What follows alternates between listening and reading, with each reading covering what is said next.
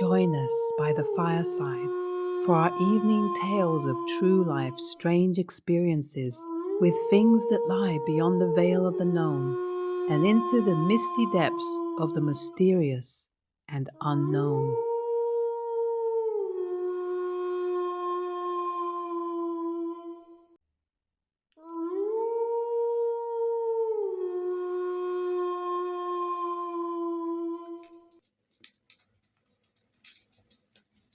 Lamona. This was the first paranormal encounter I've ever had, and out of all of them, this one was the one that I most remembered and that really stuck with me. When I was younger, about 8 to 10 years old, I went to Nicaragua. It was a trip with my dad and my sisters. We flew into Managua International Airport from Miami and were picked up by some family friends in the afternoon. My grandparents happened to live in Rama, so we had a 4 hour drive ahead of us. We had rented an SUV that looked kind of like a Bronco, but I'm not sure if it was. In the front seat, there was the driver and my sister and then myself, and I was near the window. Then my dad was in the back with a few of his brothers and our cousins, catching up and planning the upcoming days. My sister and I viably remember looking over at the driver and the keys fell out of the ignition. He sort of just chuckled and kept driving, and we looked at each other and we were terrified. Now, the road to Rama during this time at least was absolutely horrible. It was just a dirt road and it was rocky and it was just so bumpy and full of holes and mud. Not to mention, you were also kind of enclosed by jungle on either side, and it wasn't lit at all. It was getting dark outside, and I had one of my hands out the window playing with the passing air. We weren't so close to the edge of the road to where I could grab leaves, but it was close enough that I could see about maybe a foot or two into the thickness of the jungle, into the vegetation. I was just kind of playing around with my head in the air and just kind of, zoning out, when all of a sudden this gnarled, clawed hand reaches for me and almost touches me, and I saw it quite distinctly. I even felt the heat coming off of this hand, and I knew it was real. My sister was also dozing off, but she saw me pull my hand away, and I was just horrified. As any 8 to 10-year-old girl would do, I started screaming and crying. My dad was trying to figure out what was wrong and if I was hurt and he was trying to calm me down. I told him eventually what I saw and felt, and you could see the concern on his face. The others in the back of the Bronco grew quiet except for one person who mentioned Lamona. Lamona means monkey woman in Spanish, but it didn't look like a monkey hand to me. No one said anything else to us for the rest of the ride. They quietly spoke amongst themselves, and my sister switched seats with me and rolled up the window so that a small stream of air could pass through. My dad didn't mention anything when we got to my grandparents' place, but I did tell my grandma about it. After feeding us quite a bit, she told me my dad had a run-in with monkeys outside their house when he was younger. I ended up getting really sick the next day, by the way. Something, that was like food poisoning, but I'm not sure exactly what it was. And anyway, I was miserable for the rest of the trip. When we got back home to Miami, I told my mom about it, and both she and my grandmother, on my mom's side, recounted a story about my mom seeing La Mona when she was younger. My grandma was working late, and so my mom was looking after her 3 brothers. My grandpa was out drinking with his friends, as always. My mom and uncles were watching TV when something heavy hit the roof, and it started running around. When it jumped to the ground outside, they felt the floor shake. It pounded and pounded on the door trying to get in. Then my mom saw a set of claws come under the door as if it was trying to rip the tin door open. My grandpa and friends had come home and seen what was happening. He grabbed his shotgun and they chased it back into the jungle. A next door neighbor went running to my grandma's bakery and told her what happened. They both came back to check on the kids. My grandma believes Lamona was looking for my grandpa. I'm not sure why though.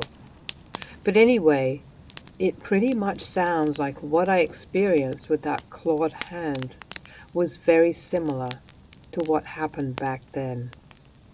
And it's just terrifying. I hope I never see that again.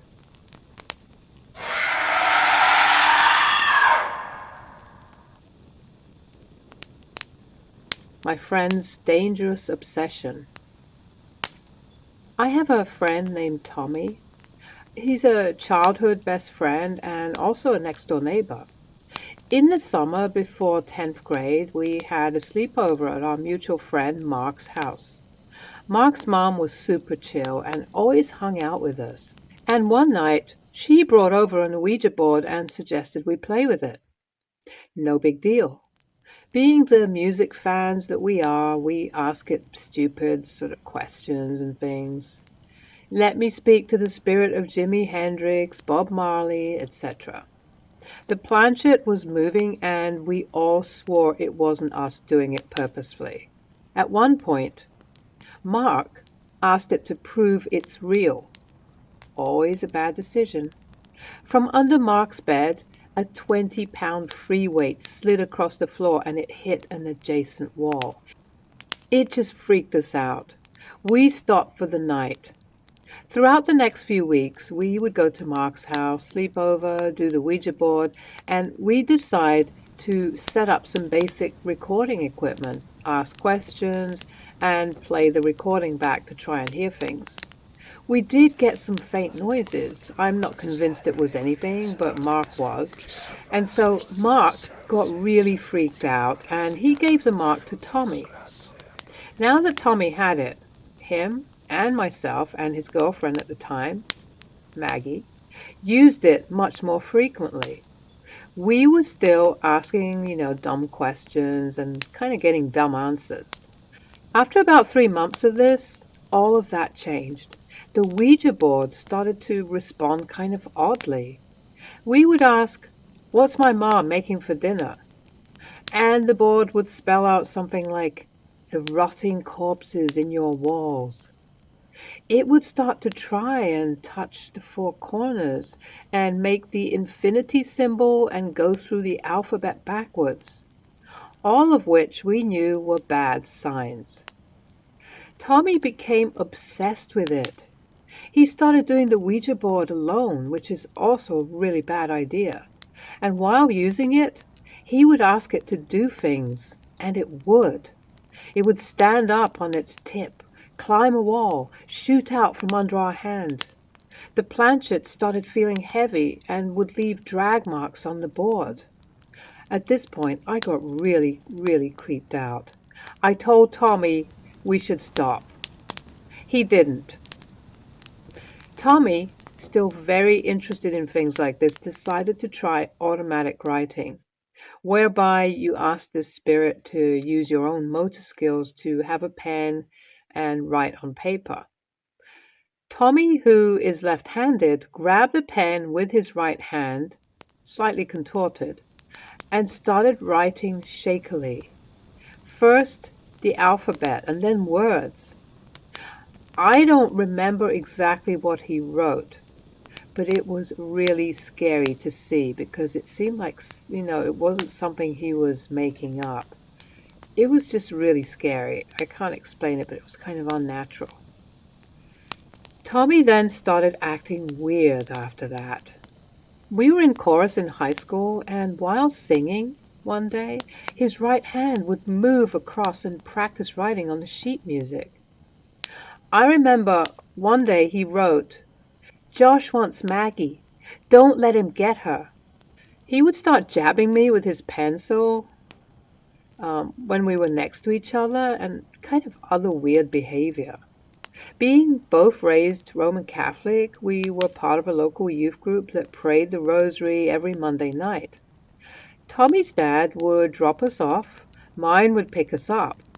One night, and this was in November, it was raining and my dad came to pick us up at about 9:30 p.m. Tommy decided to decline the ride and said that he would get a ride with someone else. Okay, weird, but whatever.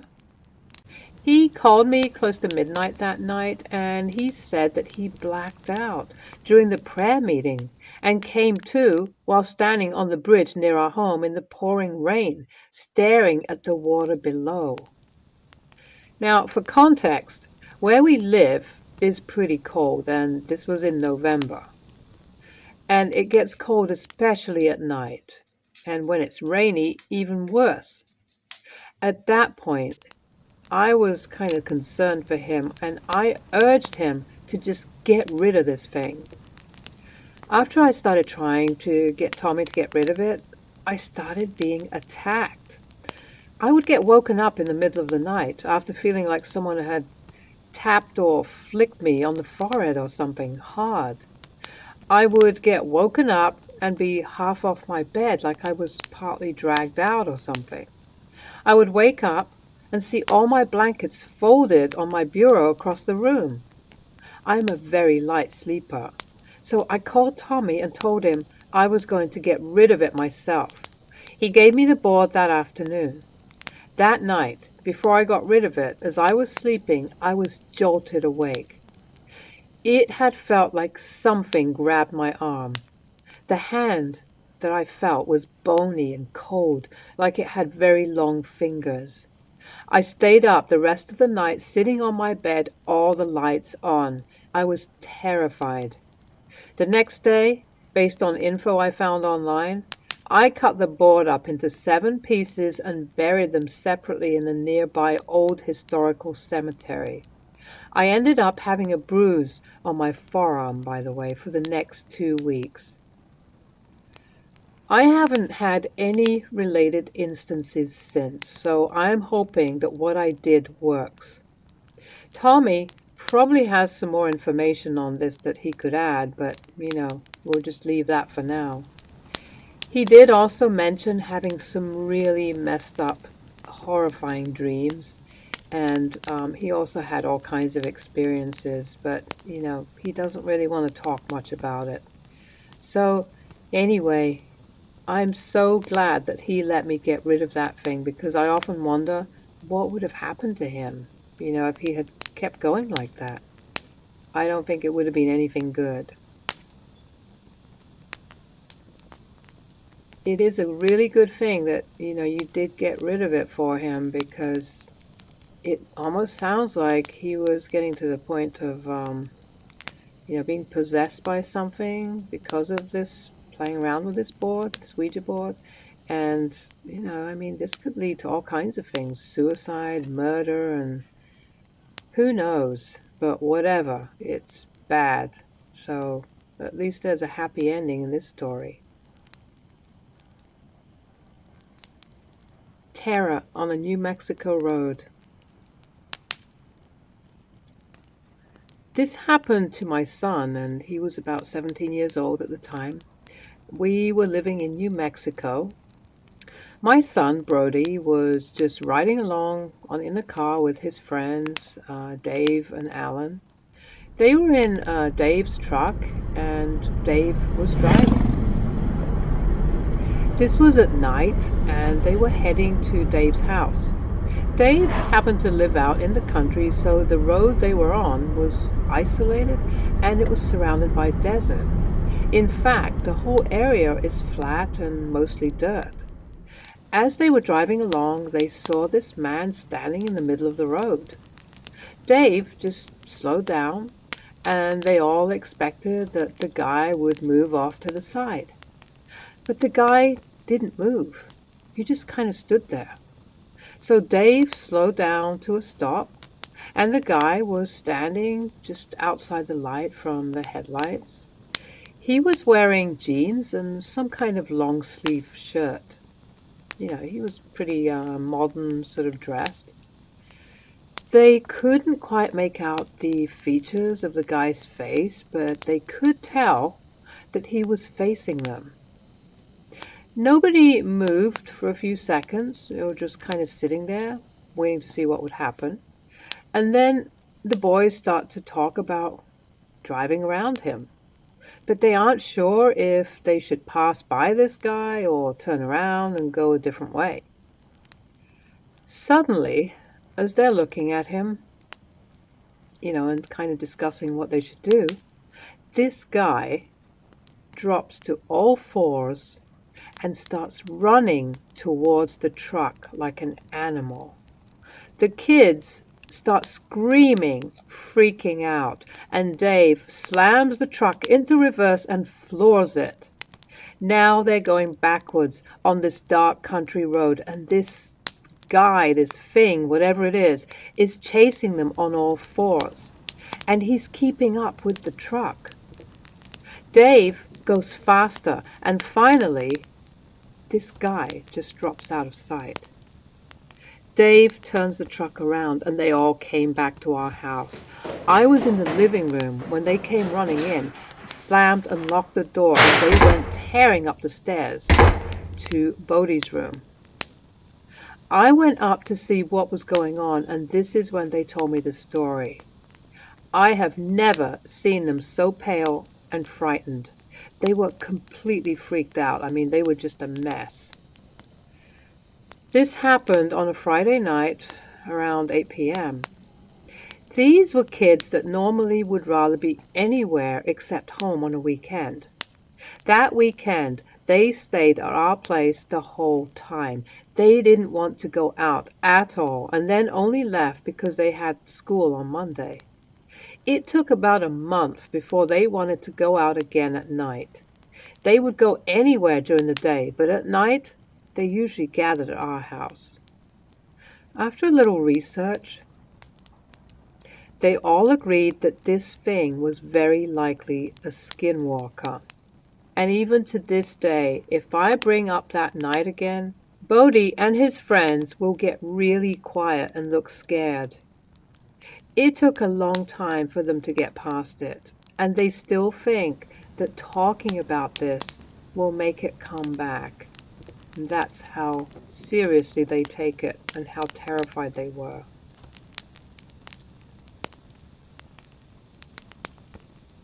Wow, that's pretty terrifying, just suddenly seeing a person get down on all fours and running at full speed just like an animal after a car.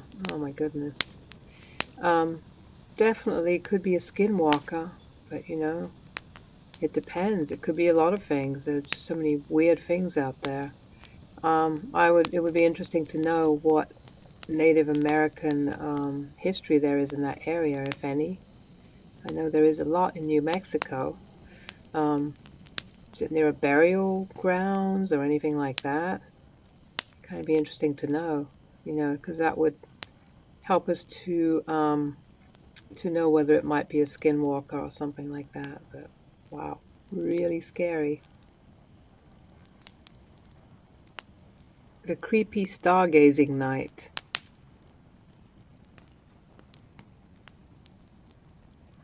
I was at a park with my girlfriend at the time, and this place has a neighborhood on one side and a few miles of pretty dense forest on the other. We were just stargazing, and as we sat in this opening near the neighborhood, I heard this rustling in a patch of shrubbery that sounded like a person stomping around. I immediately got up to investigate, as this area is known for, some sketchy activity, like drug dealing and things like that. What I saw just made no sense.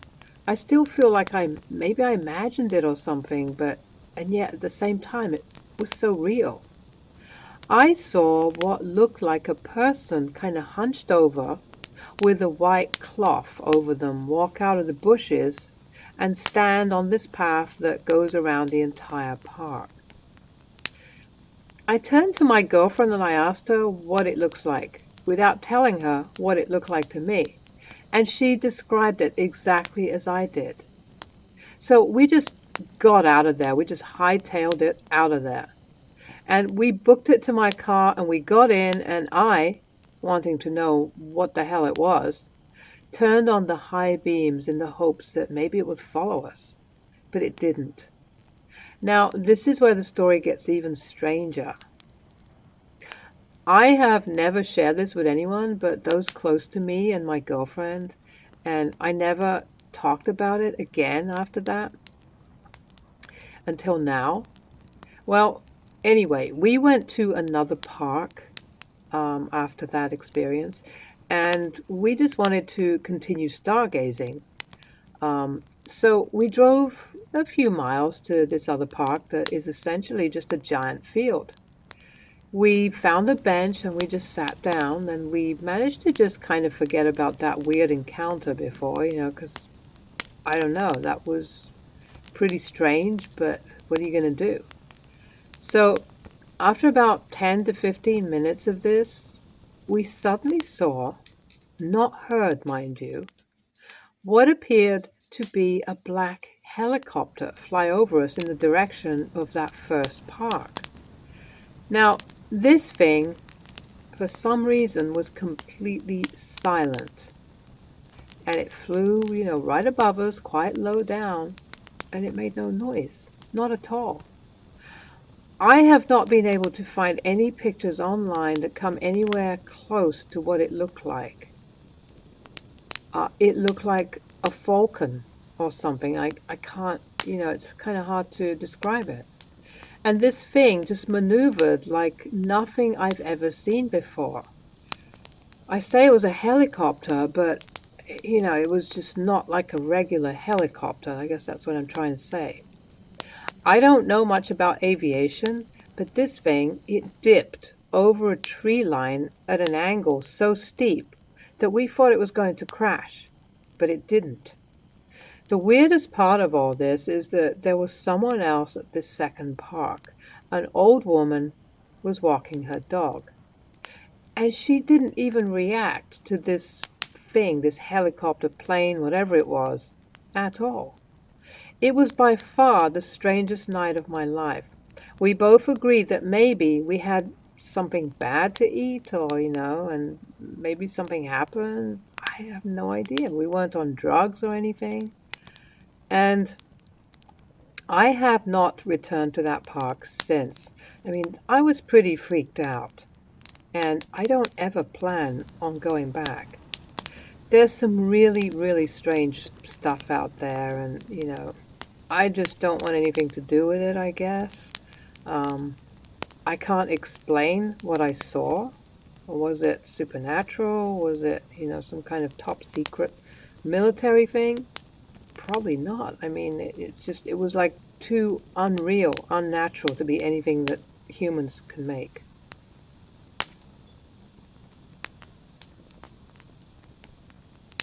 Well, I'd definitely be curious to know where that is and where that park is, and what's happened there in the past that could potentially make it some kind of vortex for paranormal activity, or, alien visitation or something like that.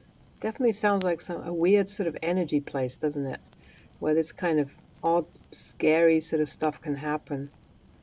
Um, Maybe like, what do you call it? A portal? Yeah, possible.